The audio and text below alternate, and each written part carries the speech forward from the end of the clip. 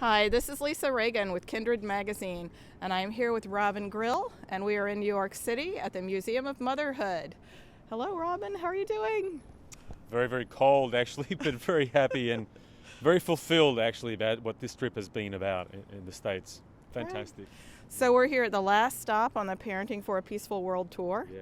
And I have a question for Robin that I had not prepped him for. Mm. And that is, as he's gone around to these 7 cities in the country and he's met people who are using his book in university settings, professionals are using them, and some of them got CEUs to attend your workshops. That's right. And then we also have parenting centers in LA like Echo Parenting who are using them for parenting programs. That's right. So as you're going around, you're hearing that we are all a part of this conscious parenting movement.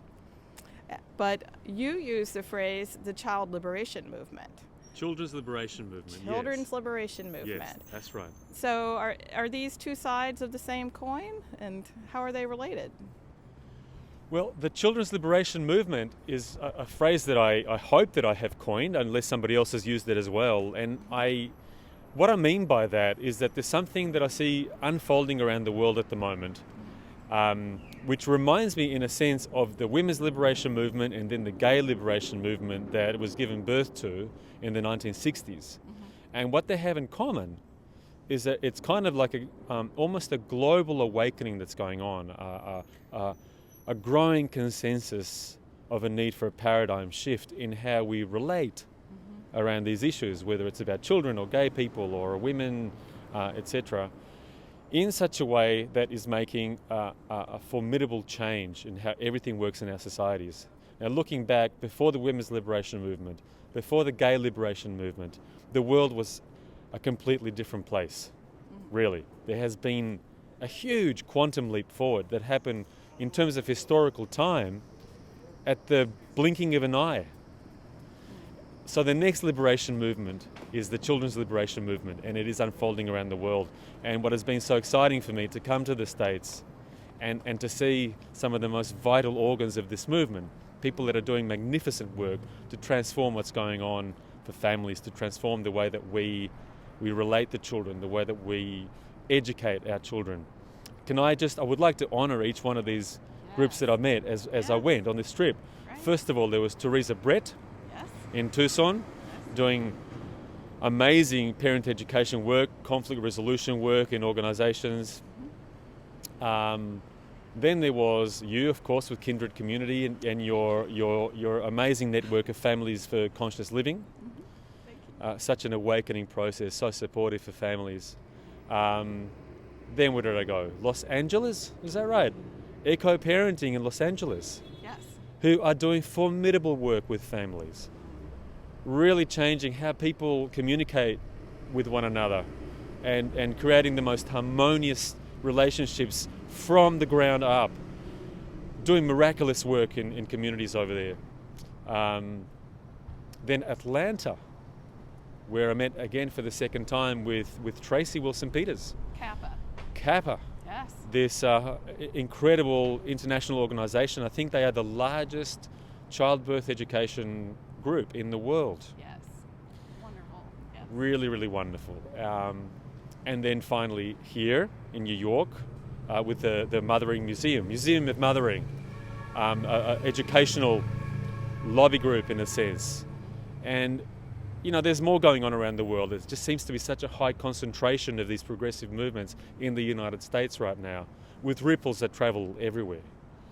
And it's exciting for me. It's exciting to meet you and these great people, and kind of helping you guys to be aware of each other as well, that each of you are like a cell in a larger organ, all moving in the direction of giving children an emotionally healthier enjoyment of their time as children, giving parents more pleasure in the parenting role from the beginning, from conception all the way through education as well. Yeah, and you can't do that. You cannot do that without there being a huge dividend, and a very positive dividend later on, in areas of social policy, social justice, world peace. I'm not exaggerating here. Yes. Foreign policy and sustainability. As we become less violent towards our children, the next generation, behaves less violently towards one another and towards the earth. And that is, in a nutshell, the children's liberation movement. I think that's wonderful. You bring that perspective all the time in your work, this different vantage point, and especially with the psychosocial history and the social evolution piece. That is such a 40,000 foot view. It does help all of us as activists and then also as parents to have a context for the work that we're doing. I think we just needed you to come here from Australia as an outsider and look at us and say, hey, you guys are all doing different, what did you say, we're different organs and limbs of the same movement. Same body, yeah. Yes, it's wonderful to have a reason to pull us all together at the Parenting for a Peaceful World Tour. None of us are alone in this work. It's good to know about each other, and people that specialize with early childhood, people that specialize in transforming the way that we do birth, people that are doing amazing work around the world at democratizing education with some beautiful results, with some great peace dividends. So we're part of a very, very large family, and it's been an incredibly heartwarming experience for me to be in the middle of it here. So if you want to read more about Robin's work, you can visit him at kindredcommunity.org, and you can also read the Children's Wellbeing Manifesto that you wrote.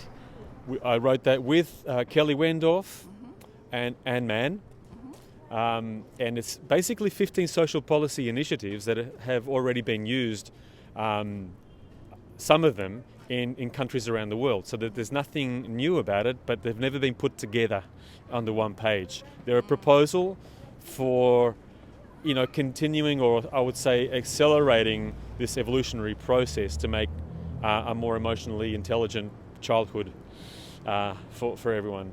Things like paid parental leave and no more corporal punishment of children, more support for fathers to be involved. And I won't say all of it. I don't want to give the game away, but it's a very practical and very 40,000 foot view piece of work. Have I told you the website where you can read about the Children's Wellbeing Manifesto? Is it? You can find it. If you ask Dr. Google, Dr. Google may find it for you. The Children's Wellbeing Manifesto, a 15-point social policy proposal. You can also find it at my website, which is ouremotionalhealth.com. But you need to put hyphens in there. Our-emotional-health.com. Click on publications and then go to the Children's Wellbeing Manifesto. I'll see you there. Yes. Thank you so much, Robin, for It's coming. a great pleasure. All the way to the U.S., 7 cities in 10 days or 12 days, I'm not sure. Let's not think about it. Let's let you go inside and do the last tour stop. Okay, here we go. All right.